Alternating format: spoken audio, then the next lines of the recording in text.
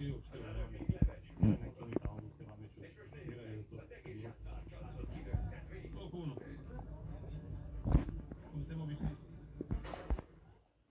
a mai găsit un atacant numele pentru mondialul din golf. Tocmai a dat 3 goluri în 8 minute.